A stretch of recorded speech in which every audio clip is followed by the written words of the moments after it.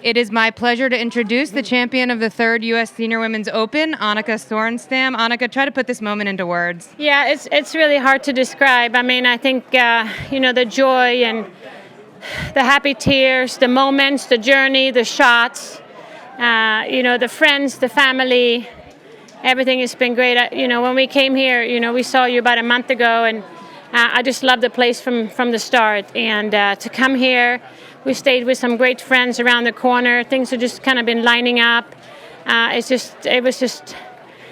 felt so good. And then obviously you have to go out there and finish it up. And today I really felt like I played very, very well to come in here on Sunday knowing what I had to do, and I did it. So obviously I'm very happy. You see those moments, more so on the men's side where, they get to have their family out there. Mm-hmm. Likely when you retired, you didn't know that you were going to have this type of moment. So talk about that. Yeah. I mean, it's very different to share it with your loved ones, and I'm talking, in immediate family with like the kids and, what we have gone through the last, almost 12 years. And I mean, it's been a lot of good stuff. But still, just to kind of have them walk here, walk the fairways, see what I do for a living and see what it takes to get there and to be able to share it with them. I mean, like I said out there, this is a totally a family affair in a lot of ways. It's a commitment from all of us. And, when I turned 50, we had a discussion. I said, do you want to see Mama play? And they said, yeah, we want to see Mama play. And I said, to do that, I have to put in some time. You just can't go out there and compete like, with the women out here. So they've seen me, hitting the balls. They've seen me make some putts. They've seen me drive it and go out there and just, really put sweat and tears into it. And so it's really paid off. So, I obviously want to thank them because without them, this would not really happen. So it's certainly a team effort. Beth Ann? Speaking of putting the time in, Mike said you found something on the range last night. What did you find? Yeah, no, I mean, after the round, we took a little break and then we went out and I got a little support. Ava kept telling me, when you hit a shot tomorrow, Mommy, don't have anything in your mind. And then Will told me to believe and that I can do it. And obviously Mike said, dude, go out there and just enjoy. So I got a lot of advice, a lot of good pointers. Sometimes you don't know if kids listen to what you say, but a lot of these words, I feel like they've come out of my mouth to them, and now that I'm getting it back. So I'm happy about that. I got to, live to my own lessons. So this victory gets you into the U.S. Women's Open next year at Pine Needles. Will we see you there? I'm not really sure. Obviously I just want to enjoy this moment. And, again, it's been lots of months to prepare, lots of tournaments to play in, to get ready for this. And, I'm still at a time in my life where my family's come first, and obviously my partners and some of the projects I have. I love to work on different things. So, and, to play in these big events, it just takes a lot of effort. So, I want to continue to focus on my foundation, and then we'll see. I mean, it's... one thing at a time, but it's certainly been fun to be here. Joe on the right. Annika, were you able to enjoy the walks up to each hole and the congratulatory claps and everything because of the large lead? Were you able to enjoy it more than maybe in years past when you were more focused?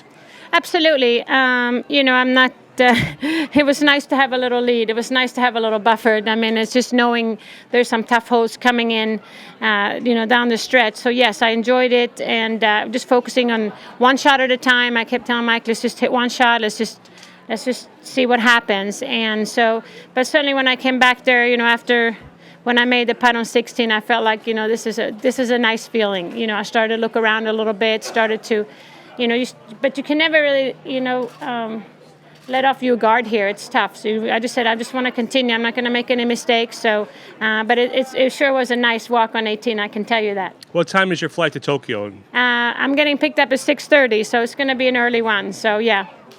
Sarah? Speaking to that a little bit, this week you seem to have a lot more fun with the fans, with the people around you, than maybe you would have back in the day. How much has your perspective, I mean, obviously it's changed drastically, but how much is your perspective on that part of it? Yeah, I mean, there's no doubt I'm in a different time in my life. I'm, very happy with my family, and, that's what means the most. And, I have a distance now from golf. Every shot doesn't mean as much as it used to, even though I care, but I know by the end of the day, I got them, I got the support, and, I'm living my life, and I'm not going to let shots bother me as much. So, I really enjoy interacting with the fans. The last, 10 years or so, so with the Annika Foundation, just being with kids and remembering what it's like to be in their shoes. You know, I want them to see somebody who's having fun doing it. I want them to see, you know, that you can do that and you can enjoy what you're doing. I have a passion for golf. I have a passion for competing, and so it's a lot easier. And again, it, you know, not feeling that super pressure that I did towards the end of my career, where I felt like I always had to be at the top. It's a lot more fun to go out there and not feel that you have to do something or otherwise something is wrong. You know, there's nothing wrong with me. I'm just playing the game of golf, and we're humans, and we just got to try and enjoy it.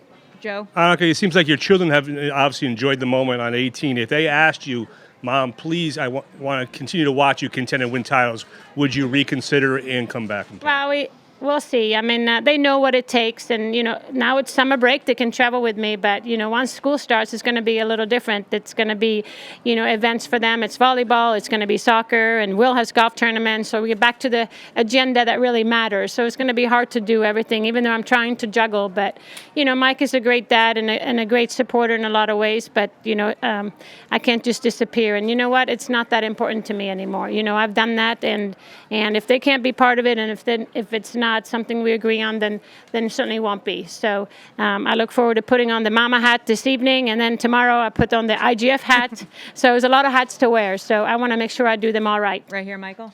Hi, Annika. You've done so much work with Olympic golf. Wondering how late, if at all, you stayed up last night watching golf. Well, I wanted to watch it, but I was actually quite tired. But Will and I, we laid there in the sofa together and watching, and I could just see the clock ticking. I said, you know, I really want to watch. But he came in early and he told us who won, so it kind of spoiled the fun. But I'm happy to see, you know, it was a great finish, and obviously congratulations to the medal winners. It was great for golf, and I look forward to watching the women. I know it's been a lot of hassle to put the games together. I know what the IGF has done behind the scenes, and obviously IOC. So I look forward to going there, and hopefully the women can put on a great show and show why golf should be in the Olympics. Well, thank you so much, Annika. Yeah. Congratulations again. Thank you. Thank you, everybody.